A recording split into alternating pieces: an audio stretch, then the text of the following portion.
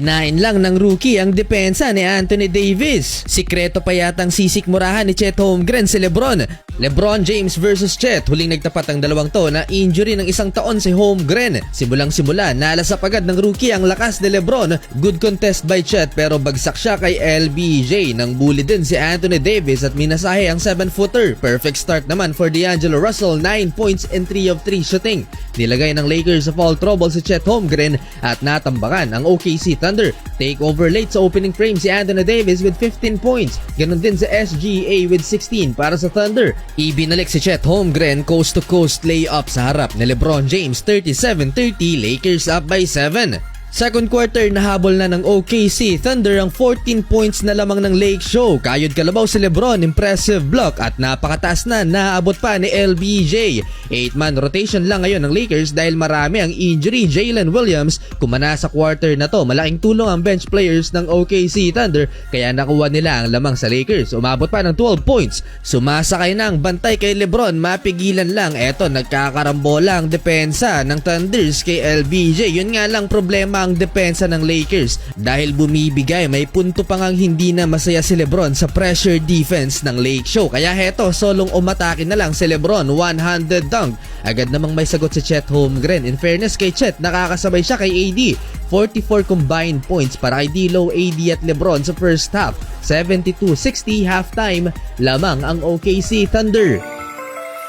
Third quarter, block sana ni Chet pero nauna ang foul kay Josh Giddey. Mas aggressive ang rookie ngayon kumpara sa first half. Elbow jumper late ang close out ni AD.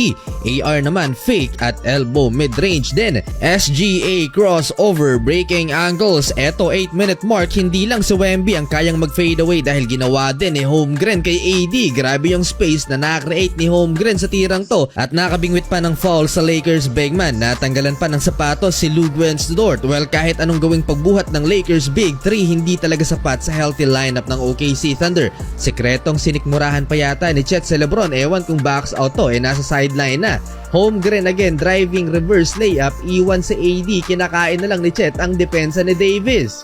Siguradong hindi masaya si LeBron James sa depensang to ng Lakers. Bumalik si Chet Holmgren at muli na naman niyang tinirahan ng harapan si Anthony Davis, wing 3-pointer. Tapos ang third quarter, 108-88, tambak ang Lake Show. Hindi magandang panimula to sa fourth quarter. D'Lo nagmintis ng libreng layup pero bumawi naman agad si D'Angelo Russell, mid-range jumper. LeBron James attacking the paint, nakakapag-draw ng foul si LBJ. Good sportsmanship pinakita ni LeBron after nyan. Sinusubukan ng LA Lakers na i-comeback ang 20-point lead ng OKC Thunder pero laging ang may sagot ang home team sa kanila. LeBron James umaasa pang makambak ang Thunder. Tagal sumuko hanggang sa na-block na nga si Anthony Davis at dito na bumigay ang LA Lakers at nakuha ng OKC Thunder ang panalo. Sinayawan pa ni Chet si AD.